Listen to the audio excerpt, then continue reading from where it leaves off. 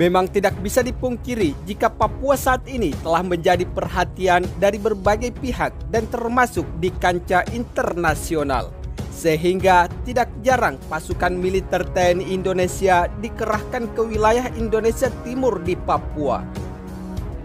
Namun, yang menjadi sorotan media informasi saat ini, setelah tahun 2020 berakhir dengan puluhan serangan anggota separatis KKB Papua yang memakan banyak korban jiwa dari anggota TNI di wilayah tugas Papua.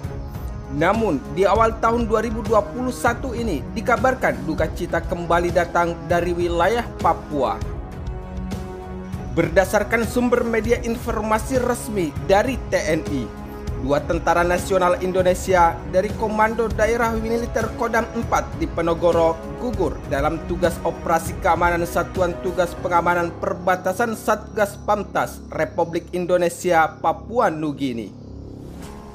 Namun, dengan semakin beratnya beban negara Indonesia di dalam menghadapi pemberontak anggota separatis KKB Papua saat ini, tentunya telah menjadi sorotan media informasi internasional. Sebab selain menghadapi anggota separatis KKB Papua, Indonesia juga telah berhadapan langsung dengan berbagai negara di Perserikatan Bangsa-Bangsa yang secara terang-terangan membela pergerakan untuk kemerdekaan Papua saat ini, sebagaimana lansiran sumber media informasi internasional. Misalkan saja seperti pembelaan Inggris dan Vanuatu terhadap beberapa anggota separatis KKB di Papua dengan berdalih pelanggaran hak asasi manusia yang telah menjadi sorotan media internasional. Hal ini diperkuat berdasarkan lansiran beberapa sumber media informasi terkait, yaitu Presiden baru Joe Biden Amerika Serikat adalah merupakan presiden dari Partai Demokrat, yang secara historis partai tersebut berideologi liberal atau liberalisme sosial dan progresivisme, yang mana lebih menekankan pada pentingnya perlindungan terhadap hak asasi manusia. Sementara itu, menurut sumber media informasi terpercaya lainnya, dengan aksi membabi buta anggota separatis KKB di Papua yang melakukan penyerangan terhadap anggota TNI usai melakukan sholat pada Jumat kemarin, Pratu Roy adalah salah satu anggota TNI yang gugur terlebih dahulu pasca serangan anggota separatis KKB ketika dalam perjalanan menuju rumah sakit Mitra Masyarakat RSMM Caritas Timika. Almarhum gugur akibat tembakan peluru di bagian dada kanan. Pratu Roy sendiri yang gugur sebelumnya menjabat sebagai Komandan Kelompok Senapan 2 Regu 3 Peleton 1 Kompi Senapan Yonif Rider 400 BR ditembak di pos TNI hanya beberapa saat setelah menunaikan ibadah salat subuh. Sebelumnya, dua anggota TNI yang gugur setelah aksi teror dari kelompok kriminal bersenjata KKB di Papua yang melakukan penyerangan terhadap prajurit TNI dari Yonif Rider 400 BR di Kampung Titigi, Distrik Sugapa, Kabupaten Intan Jaya, Papua pada Jumat kemarin, yaitu 22 Januari 2021, mengakibatkan dua anggota TNI meninggal dunia, sebagaimana pernyataan Kopen Kogab Wilhan III Kolonel Suryastawa pada Jumat 22 Januari kemarin yang telah dilansir oleh media sumber informasi terpercaya. Di dalam pernyataan Kapten Kogab Wilhan III, Suryastawa menjelaskan bahwa kedua korban prajurit TNI adalah Pratu Roy Febrianto dan Pratu Dedi Hamdani yang meninggal dunia saat dievakuasi ke Timika dengan menggunakan helikopter TNI. Pratu Roy Febrianto sendiri adalah salah satu anggota terbaik TNI yang ditembak secara membabi buta usai melaksanakan ibadah sholat subuh di pos Titigi Yonif Rider 400 BR di Kampung Titigi, Distrik Sugapa, Kabupaten Intan Jaya, Papua pada Jumat kemarin.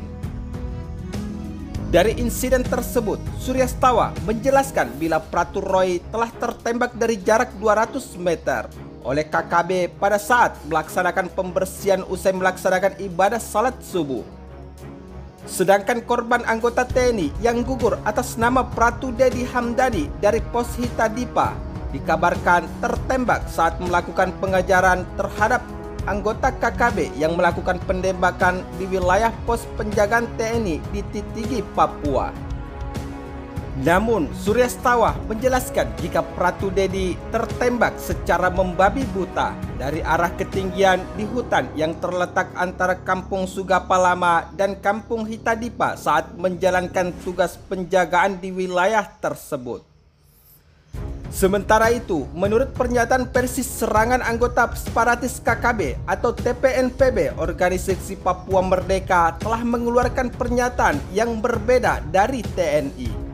Sebab dari pihak Tentara Pembebasan Nasional Papua Barat atau TPNPB dan Organisasi Papua Merdeka mengklaim jika serangan di pos TNI Titigi telah berhasil menembak 3 anggota TNI. Adapun serangan yang terjadi di pos Titigi Intan Jaya terjadi pada pukul 5 sampai dengan pukul 10.15 WIT. Ujar Yosua Maker selaku Komandan Lapangan dalam keterangannya pada Jumat 22 Januari 2021 kemarin. Yosua membeberkan jika pada serangan saat itu dari pihaknya tidak terdapat korban jiwa, sementara dari kubu TNI disebut terdapat 3 personel yang berhasil ditembak saat itu.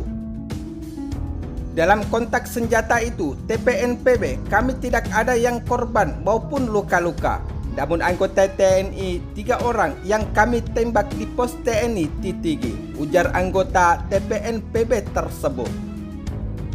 Namun, usai penyerangan yang dilakukan oleh anggota separatis KKB terhadap pos-pos penjagaan TNI, para pemberontak tersebut menantang dengan melalui pernyataan Yosua yang merupakan anggota pemberontak TPNPB telah mengatakan bahwa pasukan tetap bersiap siaga untuk mengatasi kemungkinan adanya pengejaran yang dilakukan oleh anggota TNI.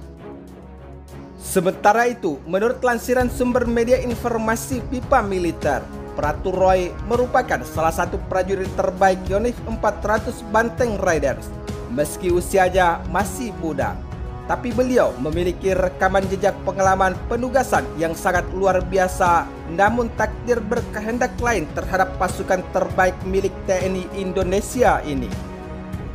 Hal tersebut terungkap menurut pengalaman jejak penugasannya di kancah internasional. Sebab Pratu Roy ternyata tidak hanya pernah bertugas di dalam negeri saja. Pratu Roy sendiri dikabarkan pernah bertugas ke luar negeri.